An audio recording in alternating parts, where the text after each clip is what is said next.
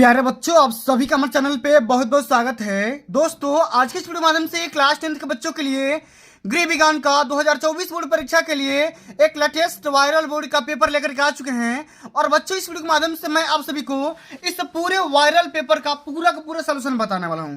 तो जितने विद्यार्थी 2024 बोर्ड परीक्षा में होम साइंस का पेपर देने वाले हैं वो इस वीडियो को शुरू से लेकर के अंत तक जरूर देखेंगे, क्योंकि बच्चों इस वीडियो के माध्यम से मैं आप सभी को इस पूरे वायरल पेपर का खंड अ और साथ में खंड ब का पूरा सोल्यूशन बताऊंगा। एक भी मैं क्वेश्चन को छोड़ूंगा नहीं, सारा का सारा यहाँ पे क्वेश्चन मैं डिटेल में डिस्कस करने वाला हूँ। और एक बात मैं पूरे यकीन के साथ बोल सकता हूँ कि जो भी बच्चा ईमानदारी से इस पूरे वीडियो को देख लेता है तो अब की बार 2024 बोर्ड के पेपर में 70 में 70 पक्का कर लेगा, इस बात की पूरी गारंटी है। तो आइए बच्चों, बिना टाइम को वेस्ट किए इस वीडियो को स्टार्ट करेंगे। उससे पहले वीडियो को लाइक कर देना, शेयर कर देना, चैनल पर नए होंगे तो उसको भी सब्सक्राइब करके साथ में सारे बेल आइकन प्रेस जरूर कर लेना। आइए बच्चों, इसी प्रकार से आप सभी का 2024 में पेपर देखने को मिल जाएगा। समय रहेगा 3 घंटा 15 मिनट और यहाँ पे नोट भी लिखा गया है कि प्रारंभ के 15 मिनट परीक्षार्थियों को प्रश्न पत्र पढ़ने के लिए निर्धारित है। सही प्रश्न को हल करना अनिवार्य है। प्रश्न पत्र के 2 खंड रहेंगे। खंड अ में एमसीक्यू रहेगा और खंड ब में आप सभी का अति लघु उत्तरी और साथ में दीर्घ उत्तरी प्रश्न भी रहने वाले हैं। और बच्चों, खंड अ में जितने भी क्वेश्चन रहेंगे उनको ओएमआर पे हल करना होगा और ओएमआर को फिलअप करने के लिए आपके पास ब्लू या ब्लैक पेन होना जरूरी है और ओएमआर को भरते समय किसी भी प्रकार की रेजर या वाइटनर का इस्तेमाल करना वर्जित है। आइए बच्चों, सबसे पहले इसमें क्वेश्चन दिया गया है कि यह अप्रत्यक्ष आय है। अच्छा, इसमें से कौन सा होगा? जमा धनराशि का ब्याज, निःशुल्क आवास, वेतन या कृषि से प्राप्त आय। तो बच्चों, अप्रत्यक्ष आय क्या होगा? तो निःशुल्क आवास हो जाएगा, क्योंकि बच्चों जिस हम घर में रहेंगे अगर उस घर को रहने के लिए अगर हमको कोई फीस नहीं देना पड़ेगा तो हम ये बोल सकते हैं वो कोई ना कोई एक प्रकार से इनकम है, सोर्स ऑफ इनकम है। क्योंकि भैया क्या हो रहा है कि निःशुल्क आवास हो रहा है, भैया घर में रहने के लिए कोई आपको पैसा नहीं देना पड़ रहा है। अगला हमारा क्वेश्चन क्या है कि पर्यावरण प्रदूषण का प्रभाव पड़ता है जन स्वास्थ्य पर, व्यक्तिगत कार्य क्षमता पर, आर्थिक जीवन पर या उपयुक्त सभी पर। तो बच्चों, पर्यावरण का प्रदूषण का सभी पर प्रभाव पड़ सकता है। इस क्वेश्चन का ऑप्शन नंबर यहाँ पे डी बिल्कुल राइट आंसर हो जाएगा। ठीक ना। चलो, अगला हमारा क्वेश्चन क्या है बाबू कि संक्रामक रोगों से बचाव किया जा सकता है प्रातःकाल धूप में बैठकर, संतुलित आहार के द्वारा या नियमित व्यायाम के द्वारा या टीकाकरण के द्वारा। तो बच्चों, संक्रामक रोगों के द्वारा हम टीकाकरण के द्वारा बच सकते हैं। ऑप्शन नंबर यहाँ पे डी बिल्कुल राइट आंसर हो जाएगा। तो बच्चों, आज के इस वीडियो के माध्यम से मैं जितना क्वेश्चन लेकर आया हूं ना, ठीक ना, सारा का सारा question very most important question है और आप लोग खंड ब के सारे सवालों को यहाँ पे आंसर दे करके जाना, क्योंकि अब की बार पेपर में सीधा यही प्रश्न छपने वाले हैं भैया, इससे बाहर नहीं आएंगे, इस बात की पूरी गारंटी है। ठीक ना। अब अगला हमारा क्वेश्चन क्या है कि नेत्रों के लिए कौन सा पौष्टिक तत्व है, ठीक ना, आवश्यक होता है? Vitamin A, vitamin B, vitamin C या विटामिन के। तो बच्चों, नेत्रों के लिए सबसे जो अधिक यहाँ पे आवश्यकता जो विटामिन होता है ना, वो विटामिन ए होता है। क्या हो जाएगा? विटामिन ए इसका राइट आंसर होगा। अगला हमारा क्वेश्चन है कि 1 ग्राम में होते हैं 10 डेकाग्राम, 10 डेसीग्राम, 10 सेंटीग्राम या 10 मिलीग्राम। तो बच्चों, kilo hecto decagram, kilo hecto decametre deci. तो क्या हो जाएगा? 1 ग्राम में 10 डेसीग्राम होता है। इस बात को ध्यान में रख लेना भैया, कई बार क्वेश्चन पेपर में आ चुका है। अब देखो, अगला हमारा क्वेश्चन क्या है कि यदि 1 दर्जन अमरूद का मूल्य 60 रुपया है तो 1 अमरूद का मूल्य क्या होगा? तो बताओ, 1 दर्जन में क्या होता है भैया? 1 दर्जन में 12 अमरूद होता है और 12 अमरूद का दाम कितना है? 60 रुपया है। तो 1 अमरूद का दाम बताना, तो क्या करोगे? 60 में 12 से भाग कर दोगे, 1 अमरूद का दाम 5 रुपया निकल कर आ जाएगा। ऑप्शन नंबर पहला इसका राइट आंसर हो जाएगा। अगला हमारा क्वेश्चन क्या है कि कपड़ा काटने से पूर्व ध्यान रखना चाहिए। कपड़े को श्रिंक करना यानी कि सिकुड़ना को ध्यान रखना चाहिए, कपड़े को इस्त्री करना या मिल्टन चाक से निशान लगाना या उपयुक्त सभी। तो बच्चों देखो, कपड़ा काटने से पहले हमें इन सभी बातों को ध्यान में रखकर के कपड़ा को करना चाहिए। ऑप्शन नंबर डी यहाँ पे बिल्कुल राइट आंसर हो जाएगा। अगला हमारा क्वेश्चन क्या है कि भोजन पकाने की कौन सी विधि पौष्टिक तत्वों को सुरक्षित रखती है? भाप के द्वारा पकाना, तलना, उबालना या भूनना। तो बच्चों, भोजन पकाने की जो सबसे अच्छी विधि मानी जाती है ना, वो मानी जाती है भाप के द्वारा पकाना। ऑप्शन नंबर इसमें पहला बिल्कुल राइट आंसर हो जाएगा। ठीक है। अगला हमारा क्वेश्चन क्या है कि कार्बनिक यौगिकों के जलने से कौन सी गैस बनती है? तो बच्चों, इस क्वेश्चन का राइट आंसर क्या होगा जरा आप लोग ध्यान से बताइएगा।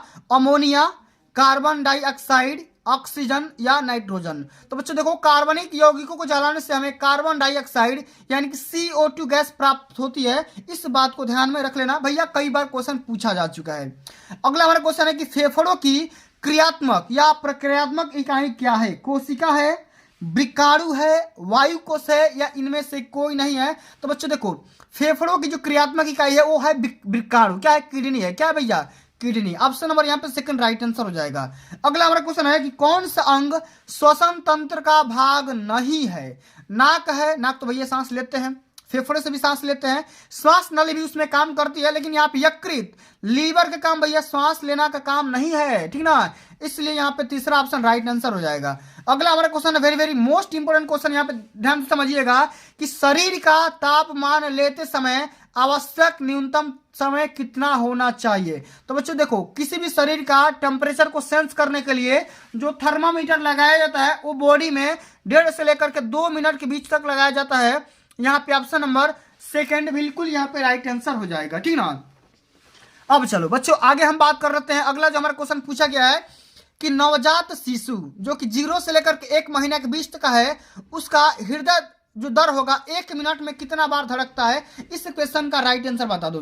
तो बच्चों 1 मिनट में जो उसका हार्ट है ना वो 80 से लेकर के 120 बार धड़क सकता है। ऑप्शन नंबर यहाँ पे तीसरा बिल्कुल राइट आंसर हो सकता है। अगला हमारा क्वेश्चन क्या है कि क्षय रोग किस जीवाणु के द्वारा फैलता है?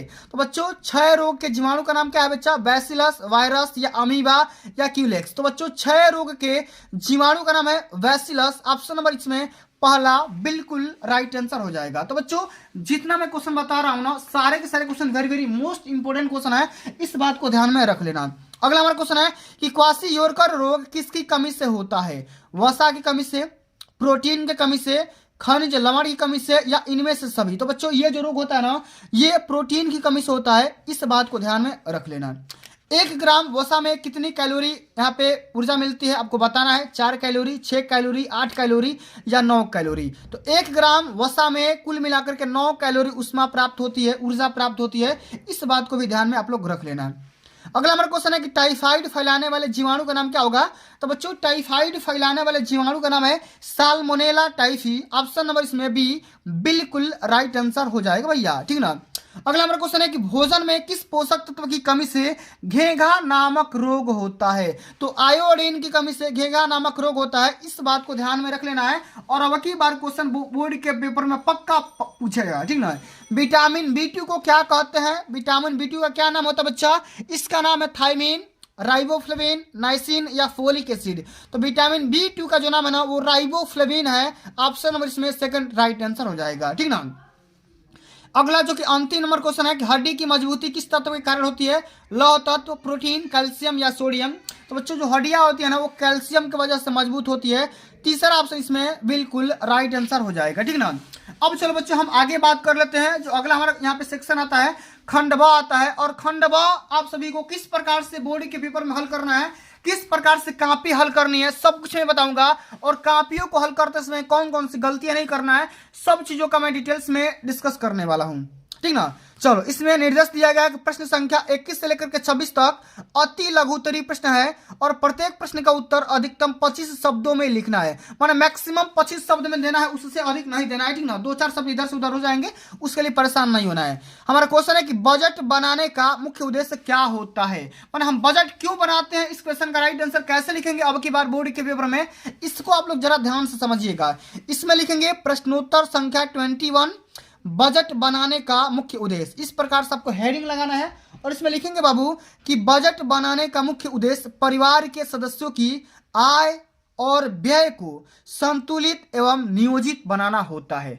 आय और व्यय को क्या करना होता है भैया? संतुलित करना होता है, साथ में नियोजित बनाना भी होता है। ये हमारा होता है पारिवारिक बजट बनाने का सबसे मेन उद्देश्य, ठीक ना। अब चलो बच्चों आगे बात कर लेते हैं कि पर्यावरण प्रदूषण के कारण लिखिए। माने पर्यावरण किन कारणों की वजह से प्रदूषित होता है, इस क्वेश्चन को हम कैसे हल करेंगे जरा इसको आप समझिएगा। इसमें लिखेंगे भैया प्रश्नोत्तर संख्या 22, इसमें लिखना है पर्यावरण प्रदूषण के कारण। अच्छा कौन कौन से कारण हो सकते हैं? सबसे पहला कारण हो सकता है जल मल का अनियमित निष्कासन। माने जल मल कहाँ पे आपको देना है या कहाँ पर उसको रखना है, कहाँ पर बहाना है, इसका सबसे पहले अनियमित निष्कासन होगा। घरेलू अवशिष्ट पदार्थ होगा, औद्योगिकीकरण हो सकता है, दहन एवं धुआं हो सकता है, या वृक्षों की अत्यधिक कटाई हो सकती है। इतने प्रकार से आप सभी का पर्यावरण प्रदूषित हो सकता है, ठीक ना। अब चलो बच्चों आगे हम बात कर लेते हैं भैया कि चेक कितने प्रकार के होते हैं। तो बच्चों चेक मैक्सिमम यहाँ पे लिखेंगे भैया प्रश्नोत्तर संख्या 23 में कि चेक 4 प्रकार के होते हैं। बस खाली 4 का नाम लिख दोगे 2 नंबर यहाँ से मिल जाएगा। सबसे पहला चेक होता है साधारण चेक, रेखांकित चेक, उपहार चेक और अंत में आता है ट्रेवलर चेक। तो इतने प्रकार के चेक होते हैं। आप सभी को बोर्ड परीक्षा के पेपर में इसी प्रकार से आंसर देना है, सटीक आंसर देना है, ताकि एग्जामिनर पूरा का पूरा नंबर दे सके, ठीक ना। अब चलो बच्चों अगला हमारा क्वेश्चन क्या है। अगला हमारा क्वेश्चन ये है बाबू कि मोच के लक्षण लिखिए। माने मोच का लक्षण क्या होता है, ठीक ना। इस क्वेश्चन को हम कैसे हल करेंगे जरा आप लोग ध्यान से समझिएगा, ठीक ना। तो बच्चों इस क्वेश्चन का राइट आंसर क्या होगा, आप लोग ध्यान से समझिएगा कि भैया मोच का लक्षण क्या होता है, ठीक ना। तो बाबू यहाँ पे आपको हेडिंग लगाना है, मोच के निम्नलिखित लक्षण हो सकते हैं। सबसे पहला लक्षण क्या हो सकता है कि मोच से प्रभावित स्थान पर असहनीय दर्द हो सकता है, जोड़ में सूजन आ सकता है, मोच के स्थान पर त्वचा का रंग नीला अथवा काला पड़ जाते हैं और मोच से प्रभावित अंग शिथिल हो जाते हैं, स्थिर हो जाते हैं। वो दर्द जो भी आपका अंग होगा ना वो काम करना बंद कर देगा। तो मोच में क्या होगा भैया, दर्द होगा, असहनीय पीड़ा होगा और साथ में सूजन भी हो सकता है। इतने प्रकार के रीजन हो सकते हैं, कब, जब आपका मोच हो जाएगा बॉडी में तब। अगला हमारा क्वेश्चन है कि रोग प्रतिरोधक क्षमता क्या होता है, इसके बारे में आप सभी को लिखना होता है। 2 नंबर का क्वेश्चन पूछा गया, कैसे हल करेंगे जरा ध्यान से समझिएगा। हेडिंग लगाना है रोग प्रतिरोधक क्षमता। इसमें क्या लिखेंगे कि प्रत्येक व्यक्ति के शरीर में स्वस्थ रहने की इच्छा एवं क्षमता होती है, इसलिए प्रत्येक रोग के रोगाणुओं से हमारा शरीर संघर्ष भी करता है और जब हमारा शरीर संघर्ष से हार जाता है तभी हम रोग का शिकार हो जाते हैं। इस प्रकार रोगों से लड़ने की जो क्षमता हमारे शरीर में होती है उसे ही रोग प्रतिरोधक क्षमता कहते हैं, ठीक ना। इस प्रकार से रोग प्रतिरोधक क्षमता का पूरा परिभाषा लिख देंगे, उसके बारे में चर्चा कर देंगे। अगला हमारा क्वेश्चन है कि भोजन विषाक्तता के कारण लिखिए। कई बार पूछा जा चुका है, इसको कैसे हल करेंगे जरा ध्यान से समझिएगा। इसमें लिखेंगे भैया कि कच्चा भोजन या अधपक्का भोजन भोजन को विषाक्त भोजन बनाते हैं। ऐसा भोजन जो आउट ऑफ डेट हो या सही ढंग से रेफ्रिजरेट नहीं किया गया हो उसको हम क्या बोलेंगे भैया, उसको हम बोलेंगे विषाक्तता भोजन, ठीक ना, या विषाक्त भोजन बोलेंगे, ठीक ना। यह इसके रीजन हो सकते हैं भोजन को जहरीला पदार्थ बनाने का, ठीक ना। अब चलिए बच्चों हम आगे बात कर लेते हैं, जो कि निर्देश दिया गया प्रश्न संख्या 27 से लेकर के 31 तक लघु उत्तरीय प्रश्न है और प्रत्येक प्रश्न का उत्तर अधिकतम 50 शब्दों में देना होता है। तो कैसे लिखेंगे, घर में सिलाई करने से क्या लाभ होता है। 4 नंबर का क्वेश्चन पूछा गया है, जरा इसको ध्यान से समझिएगा। कैसे हल करेंगे इसको जरा यहाँ से ध्यान समझो।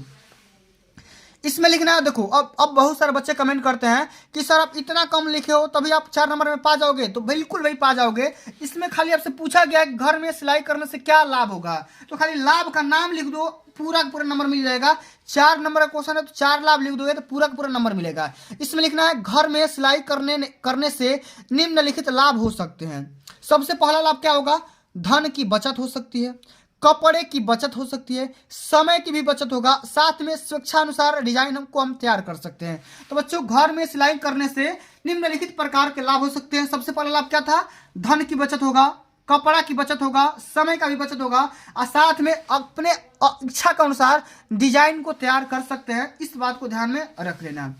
अगला हमारा क्वेश्चन क्या है बाबू कि जल के कार्य लिखिए। जल का काम क्या होता है, हमारी जिंदगी में जल का क्या महत्व है उसके बारे में लिखना। यह भी क्वेश्चन 4 नंबर का पूछा गया है। तो कैसे लिखेंगे, इसमें लिखेंगे प्रश्नोत्तर संख्या 28। इसमें लिखना है कि जल हमारे शरीर के अन्य पोषकों को अवशोषित करने में मदद करता है, साथ में यह पसीने मूत्र आदि को शरीर से बाहर निकालने में मदद करता है, यह शरीर के ताप को कंट्रोल करता है, नियंत्रित करता है। तो बच्चों जल का हमारे जीवन में इतने प्रकार के लाभ हो सकते हैं, इतने प्रकार के उपयोग हो सकते हैं। सबसे पहले अन्य पोषकों को अवशोषित करेगा, पसीना और मूत्र को शरीर से बाहर निकालेगा, साथ में हमारे बॉडी के टेम्परेचर को भी कंट्रोल करता है, नियंत्रित करता है, ठीक ना, बैलेंस करता है।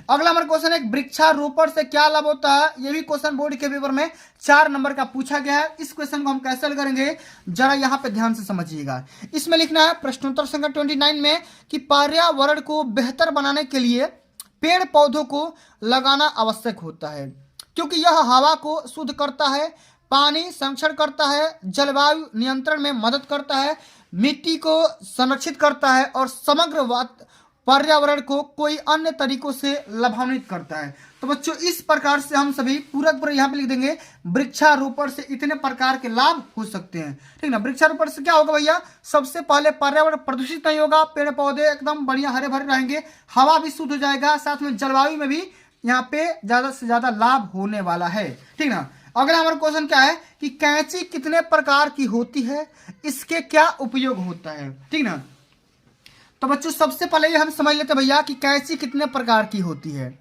सबसे पहली कैंची का नाम है मानक कैंची, कढ़ाई वाली कैंची, समान शिल्प कैंची और अंत में आता है सजावटी कैंची। तो बच्चों मेन यहाँ पे 4 प्रकार की कैंची इसमें डिस्कस किया गया है, मानक कैंची, कढ़ाई वाली कैंची, समान शिल्प कैंची और सजावटी कैंची। इतने प्रकार से हम कैंची को लिख सकते हैं।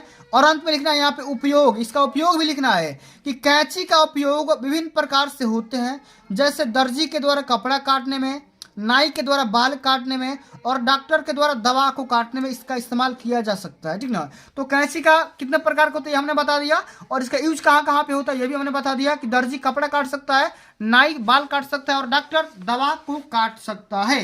इस प्रकार से हम कैंची का प्रकार और कैंची के उपयोग को लिख सकते हैं। अगला हमारा क्वेश्चन है कि प्रेशर कुकर की क्या उपयोगिता होती है हमारे जीवन में, इसके बारे में लिखना है। तो बच्चों इस क्वेश्चन को हम कैसे हल करेंगे जरा आप लोग ध्यान से समझिएगा। इसमें यह लिखना है प्रश्नोत्तर संख्या 31 में प्रेशर कुकर की उपयोगिता। अच्छा क्या उपयोगिता है, तो प्रेशर कुकर का उपयोग भोजन को जल्दी पकाने में, भोजन को भूरा करने, ठीक ना, उबालने, भाप देने, भाप में भूनने, भाप में पकाने, स्टू करना आदि में किया जाता है।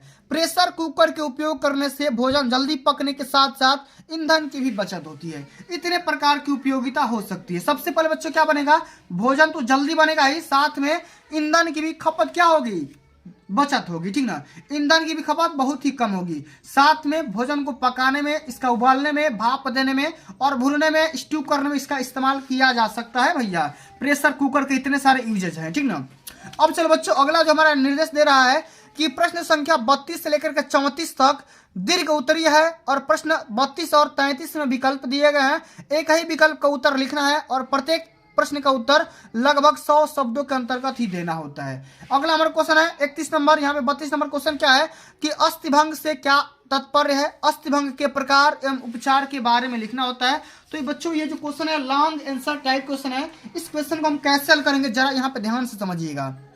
Very very most important question है। इसमें क्या लिखेंगे, अस्थिभंग। सबसे पहले बच्चों हम ये समझते हैं कि अस्थिभंग क्या होता है। तो किसी हड्डी के टूटने या उसमें दरार पड़ने को अस्थिभंग कहते हैं। हड्डियों पर एक सीमा से अधिक बल या झटका लगने से या दबाव से अस्थिभंग हो सकता है। माने जो हड्डियां होती है किस प्रकार से क्रैक हो जाएगी, जब एक सीमा से अधिक अगर बल काम करेगा या झटका लग जाएगा तो आपस में हड्डियां क्रैक हो जाती है या दरार पड़ जाता है, उसी को हम क्या बोलेंगे, अस्थिभंग बोलेंगे। अच्छा अस्थिभंग कितने प्रकार के होंगे बच्चा, अस्थिभंग निम्नलिखित प्रकार के हो सकते हैं, जैसे बहुखंडी अस्थिभंग, साधारण अस्थिभंग, पंचड़ी अस्थिभंग या संयुक्त अस्थिभंग और कच्ची अस्थिभंग। इतने प्रकार के अस्थियों के भंग होने का प्रकार हो सकता है। अब बच्चों अगला हमारा क्वेश्चन इसी में पूछा गया है तो हम किस प्रकार से इसका उपचार करेंगे, इसको जरा ध्यान से समझिएगा। सबसे पहला उपचार में क्या लिखेंगे, स्थिरीकरण के लिए कार्यकारी विधि में आंतरिक या बाहरी स्थिरता शामिल है। सबसे पहला उपाय ये हो गया। अस्थिभंग होने पर कुछ धातु या अधातु उपकरण जैसे स्टील के तार, स्क्रू, प्लेट या आदि की मदद से आंतरिक रूप से स्थिर किया जा सकता है। मतलब जब हड्डियां आपस में टूट जाएगी ना तो उसको नट बोल्ट के माध्यम से धातु मेटल वगैरह लगा करके उसको आराम से सीधा किया जाएगा। अगला पॉइंट लिखेंगे कि वह स्थिरता में अस्थिभंग को अंग के बाहर स्टील के फ्रेम में रखा जा सकता है। स्टील के फ्रेम में भी हम उसको आसानी से रख सकते हैं। इतने प्रकार के ट्रीटमेंट किया जा सकता है। ठीक ना, अब चलिए बच्चों हम आगे बात कर लेते हैं। अगला जो हमारा क्वेश्चन पूछा गया ना, very very most important question है कि पारिवारिक बचत से आप क्या समझते हैं और किन साधनों के द्वारा बचत को सुरक्षित रखा जा सकता है, किसी एक साधन का वर्णन कीजिए। ये जो क्वेश्चन है बोर्ड के पेपर में 6 नंबर का पूछा गया है, इसको हम कैसे हल करेंगे जरा इसको ध्यान से समझते हैं। तो सबसे पहले बच्चों हम यहाँ पे ये समझ लेते हैं कि भैया पारिवारिक बचत का मतलब क्या होता है। इसका सबसे पहले हम परिभाषा को समझते हैं और किस प्रकार से इसको सुरक्षित रख सकते हैं उसको बारे में भी हम यहाँ पे समझेंगे। तो पारिवारिक आय में से परिवार की वर्तमान आवश्यकताओं की पूर्ति करने के लिए व्यय करने के उपरांत जो धनराशि शेष रह जाती है वह पारिवारिक बचत कहलाती है। जैसे बच्चों आपने कमाया 1,000 रुपया, ठीक ना, 1,000 किसी फैमिली के द्वारा कमाया जा रहा है और बच्चों मान लो कि 500 रुपया यहाँ पे खर्च कर दिया गया है, तो देखो इनकम में से जो भी आपका खर्च निकाल दोगे ना, तो जो यहाँ पे 500 बच गया है वो क्या हो गया बच्चा, इसी को हम पारिवारिक बचत बोलेंगे। इसी को हम क्या बोलेंगे, पारिवारिक बचत बोलेंगे। इस बात को ध्यान में रखना है। अब देखो अगला हमारा क्वेश्चन पूछा गया था कि पारिवारिक बचत को किन किन साधनों के द्वारा सुरक्षित रखा जा सकता है। तो सबसे पहला हमारा साधन आता है बैंक, यानी कि हम बैंकों के द्वारा हम आसानी से सुरक्षित रख सकते हैं। डाक खाने के द्वारा सुरक्षित रखा जा सकता है। बीमा योजना के द्वारा सुरक्षित रखा जा सकता है। साथ में भविष्य निधि के माध्यम से भी इसको सेफ रख सकते हैं। राष्ट्रीय बचत पत्र के द्वारा इसको सेफ रखा जा सकता है, जो कि ये डाक खाने की सुविधा होती है। और अंत में बच्चों हम अच्छी कंपनियों के शेयर को खरीद करके हम अपने बचत को सेफ रख सकते हैं। इतने प्रकार से हम अपने पारिवारिक बचत को यहाँ पे सुरक्षित रखे जा सकते हैं, ठीक ना। अब अगला हमारा जो क्वेश्चन पूछा गया बच्चा, जो 34 नंबर क्वेश्चन है कि प्राकृतिक श्वसन क्रिया क्या है। प्राकृतिक एवं कृत्रिम श्वसन क्रिया में कौन कौन सा अंतर है, डिफरेंस बताना है। इस क्वेश्चन को हम कैसे हल करेंगे जरा ध्यान से समझिएगा, और ये बोर्ड के लिए बहुत ही ज्यादा इंपॉर्टेंट क्वेश्चन है बच्चों। ये जो क्वेश्चन है सीधा सीधा 6 नंबर का पूछा गया है, जरा आप लोग ध्यान से समझिएगा। तो सबसे पहले बच्चों हम ये समझ लेते हैं कि प्राकृतिक श्वसन क्या होता है। इसके बारे में हम समझ लेते हैं कि जीवित प्राणियों में स्वाभाविक रूप से होने वाली श्वसन क्रिया को प्राकृतिक श्वसन कहते हैं, ठीक ना। क्या बोलेंगे कि जीवित प्राणियों में स्वाभाविक रूप से होने वाली श्वसन क्रिया को प्राकृतिक श्वसन कहते हैं। अब देखो हमारा अंतर बताना था कि भैया प्राकृतिक श्वसन क्या होता है और साथ में कृत्रिम श्वसन क्या होता है, दोनों में डिफरेंस बताना भैया, दोनों में अंतर क्या होता है, ठीक ना। तो सबसे पहले बच्चों हम यहाँ पे हेडिंग लगाएंगे प्राकृतिक श्वसन और यहाँ पे हेडिंग लगाएंगे कृत्रिम श्वसन। इसमें क्या लिखना है, सबसे पहले प्राकृतिक श्वसन में क्या लिखेंगे, यह क्रिया सदैव तथा प्रतिक्षण होती है। यह जो प्रोसेस होती है ना, ये हमेशा लगातार होती रहती है। लेकिन कृत्रिम श्वसन क्या होगी, यह क्रिया प्राकृतिक श्वसन में विघ्न पड़ने पर की जाती है तथा सीमित समय के लिए किया जाता है। जैसे किसी भी इंसान का अगर एक्सीडेंट हो जाएगा या डूबता है इंसान या अगर फांसी लगाता है ना, उस कंडीशन में उनको हम कृत्रिम श्वसन देते हैं। और ये जो कंडीशन होती है ना, ये कुछ टाइम के लिए दिया जाता है, ठीक ना, जब तक वो इंसान ठीक नहीं हो जाता है। आगे लिखेंगे प्राकृतिक श्वसन में यह स्वतः ही अनैच्छिक क्रिया के रूप में होती रहती है, और यह जो होती है ना कृत्रिम श्वसन वाली, यह आवश्यक पड़ने पर दूसरे व्यक्ति की इच्छा पर निर्भर रहती है। माने ये जो है कब होती है कि दूसरा व्यक्ति की इच्छा पर डिपेंड रहती है। अब देखो प्राकृतिक श्वसन में लिखेंगे कि यह एक ही विधि के द्वारा होने वाली प्रक्रिया होती है। माने इसमें जो प्राकृतिक श्वसन होती है ना, इसमें एक ही विधि होती है। लेकिन इसमें क्या होती है भैया, कृत्रिम श्वसन में यह रोगी की स्थिति एवं आवश्यकताओं के अनुसार अलग अलग विधियों के द्वारा की जाती है, ठीक ना। अब इसको हल करने के लिए, इसको समझने के लिए तमाम प्रकार की विधियां और तमाम प्रकार के उपयोग हम कर सकते हैं, यूजेस कर सकते हैं, और कई सारे तरीके होते हैं कृत्रिम श्वसन को प्रदान करने के लिए। तो प्यारे बच्चों आज के लिए बस इतना ही। अगर ये वीडियो आप सभी को अच्छी लगी होगी, हेल्पफुल लगी होगी, तो वीडियो को एक प्यारा सा लाइक कर देना, और अभी तक आप हमारे चैनल ऑनलाइन स्टडी सीरीज पर नए हो तो उसको भी सब्सक्राइब करना, साथ में सारे बेल आइकन भी प्रेस करना। तो बच्चों जल्द ही मिलते हैं अगली वीडियो में। आज के लिए बस इतना ही, तब तक के लिए जय हिंद, जय भारत, वंदे मातरम।